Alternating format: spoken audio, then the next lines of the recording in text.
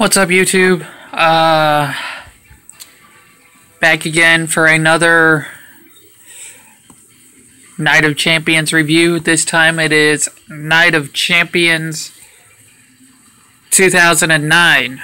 Probably one of the best years pay-per-view wise for WWE. I really enjoyed all of their pay-per-views from 2009. So, this was actually a really great event. I really enjoyed this one a lot. Better than the other two. The night started off with the Unified Tag Team Championship match. It was Ted DiBiase and Cody Rhodes versus Chris Jericho and a mystery partner. Because at the pay-per-view prior to this, Chris Jericho teamed up with Edge to take the titles from, I want to say it was... Who was it?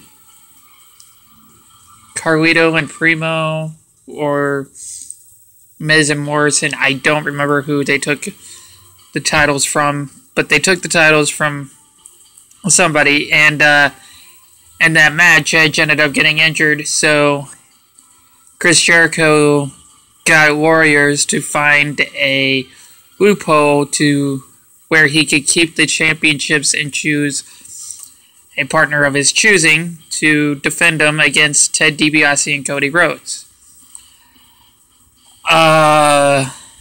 He ended up choosing the Big Show. Nobody thought he would actually be able to find a partner, but he ended up choosing the Big Show. This match was like really 10 minutes long, 15 if you count the whole Chris Jericho going on and on about Edge being injured. But it was an okay match to start the show. Chris Jericho and Big Show ended up retaining the titles from against Ted DiBiase and Cody Rhodes, with Big Show getting the Colossal Clutch. I want to say it was on Cody Rhodes. Good way to start off the show. The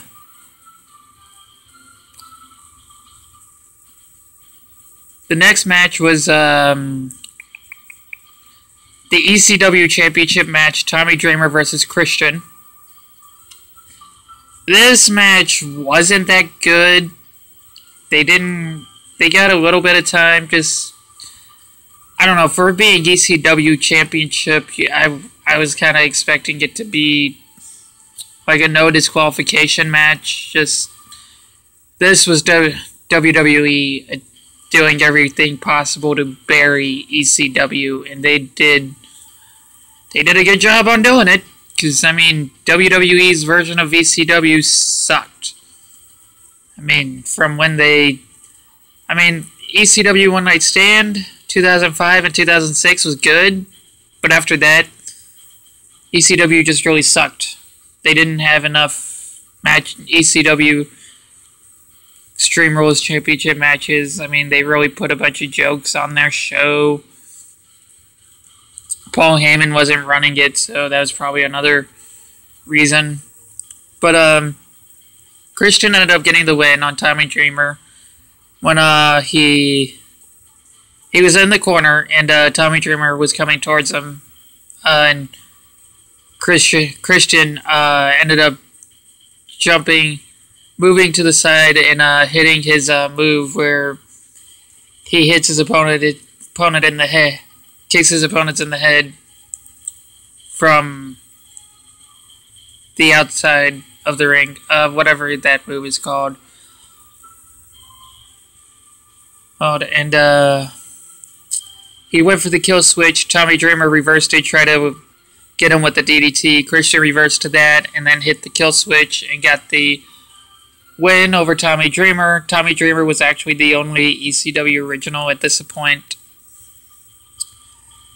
The next match was the Women's Championship match, Michelle McCool versus Melina.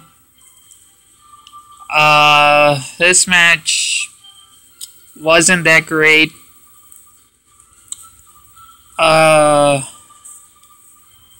Michelle McCool ended up getting the win. Melina was jumping off the top rope, got Michelle McCool into a pin. Michelle McCool reversed it, got her into her own pin, and got the 3, and ended up retaining the Women's Championship. The next match was the 6-pack challenge for the United States Championship. It was Kofi Kingston versus Primo versus MVP versus Carlito versus Jack Swagger versus The Miz. First of all, Primo was a last-minute entry because Big Show was originally supposed to be in the match. But since he teamed up with Chris Jericho, they put Primo in instead of Big Show. Kofi Kingston ended up retaining the title, hitting Trouble in Paradise on Carlito after he hit the backstabber on his brother Primo.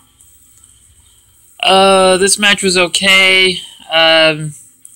There's a better 6-pack challenge match on the next year's Night of Champions. The next match was triple threat match for the WWE Championship. Randy Orton versus Triple H versus John Cena. This wasn't as good as their first match against each other, but it was still pretty good. Triple H ended up got Randy Orton in the sharpshooter. John Cena came over and put Randy Orton in the crossface. Randy Orton tapped out. The referee didn't know what to do, so he just let the match continue.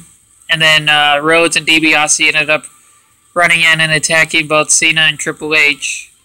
Cena went for the AA, I think, on Cody Rhodes, and Randy Orton stopped it by hitting an RKO on John Cena and ended up getting the 3 count to retain the WWE Championship.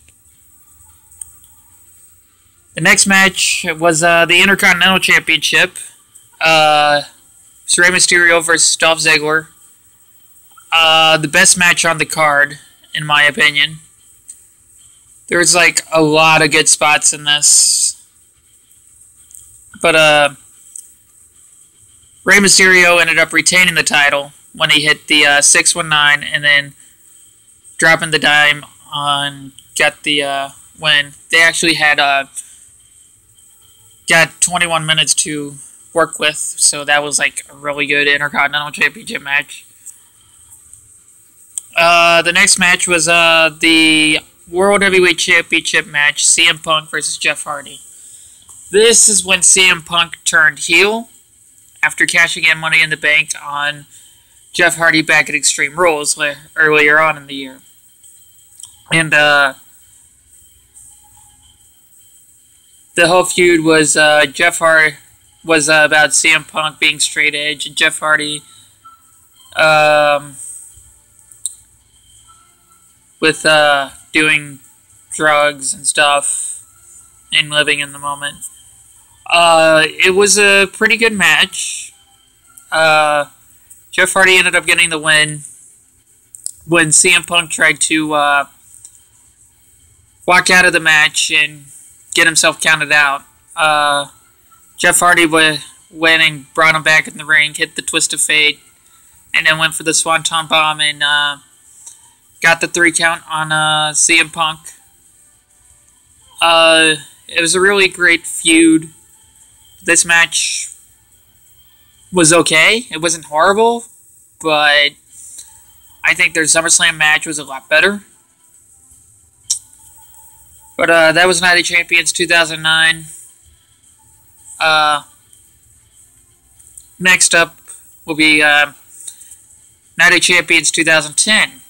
Night of 2010 pay-per-views were kind of iffy. They weren't that great, but they also weren't that bad. There were some good ones, some bad ones. So, I can't remember if Night of Champions was a good event or not.